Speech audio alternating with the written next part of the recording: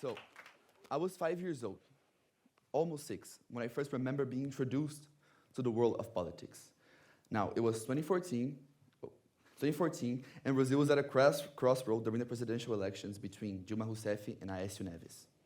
Well, at that time, I didn't really understand what was happening. I was a 5-year-old kid. Who were those people? But what I could feel was the tension. Everywhere, every family, every conversation, every house, there was a clear divide. And even at that age, I could sense it. Now, I remember sitting with my family. We were watching the couch. We were in the couch. We were watching the news. Sorry. Sorry. We were sitting on the couch. We were watching the news, and they were trying to explain to me what a presidential election meant. But what truly impressed me most was how those people's lives were deeply dependent on the choices of the people they were voting for. And that was my first introduction to the power of politics. I realized it wasn't just about laws or proposals, it was about people. And I realized that we are deeply connected to the leaders we choose, and how young people like that 5-year-old me were watching, learning, and waiting to take our turn. Now, history shows us that when you step forward, society moves forward. From the civil rights movements in the United States in the 60s to the uprisings in South Africa, young people have always been at the heart of transformation. Now, in Brazil, my country, the same thing. Last century, during the protests, during the military dictatorship, from the recent calls that we see for education, gender equity, or climate action, young Brazilians have proven that they're ready to take engagement seriously. Now, growing up in a post-colonial country, developing nation, as many of you guys have, shaped my understanding of politics. That's because for many of us in these countries, politics isn't just an abstract idea, it is survival. Because it can mean the difference between progress or stagnation, between opportunity or regression. And you see, for us, young people, the stakes are even higher because we feel the responsibility to act. That's something good, because when young people they involve in politics, they bring fresh ideas and they ask society challengeable questions. Those movements that we see on human rights and environmental rights, they always start with this belief that the world can and should be better. And we see those cultural shifts nowadays on identity, culture, society, and diversity, and they always start with one question: why not? Why haven't we done this before?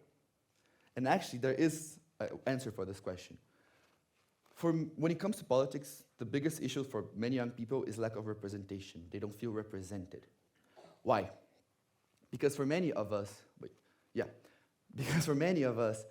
the policies and laws and proposals are made by leaders who are decades removed from the problems that young people face. And yet, we have managed to take engagement and prove society wrong. Take, for instance, Malala Yousafzai, but after suffering a violent attack because she was going to school, she survived and she managed to advocate worldwide for girls' education. She not only won a Nobel Prize, which is something huge, but she changed the life of millions of girls.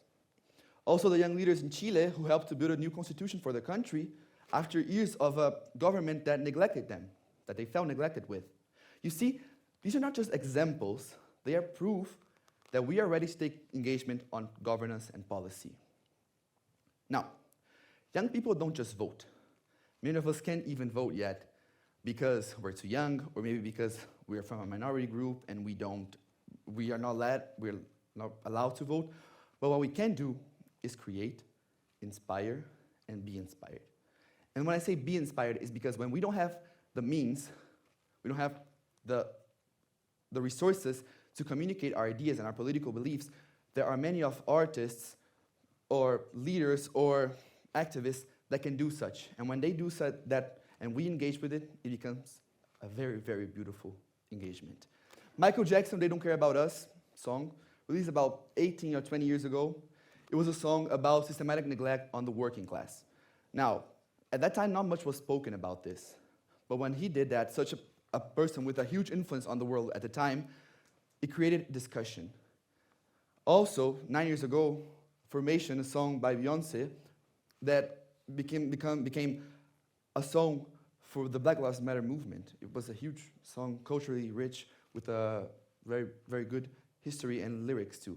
Also, movies like The Hunger Games that we see, that created discussions online about authoritarianism in governments. And even platforms like PragerU Kids, which is an American platform that uses modern techniques to communicate for Americans young traditional values and conservative approaches. You see, this is not only for one point of view or one movement.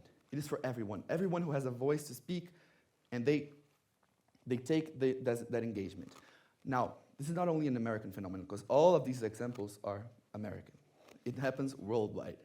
You see, in India, those young activists use their Instagram platforms to talk about climate action, a problem that is huge in India and all over the world, but in India especially because it's a huge country.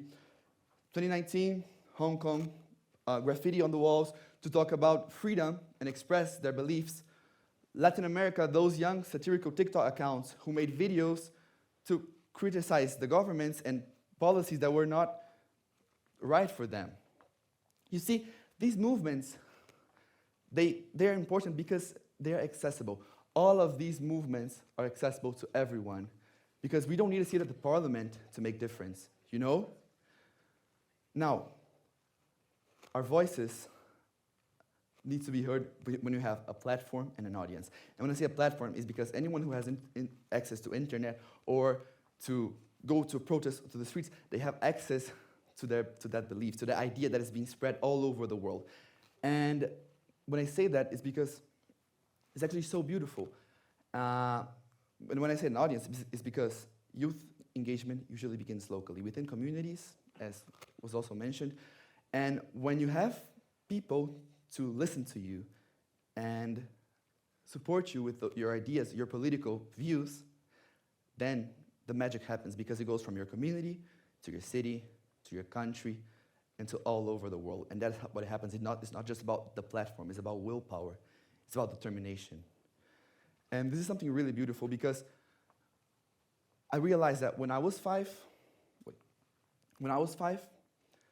although I didn't know nothing about what was happening at that time, who those people were, I knew it mattered. And now, as a young adult, I know that it matters even more.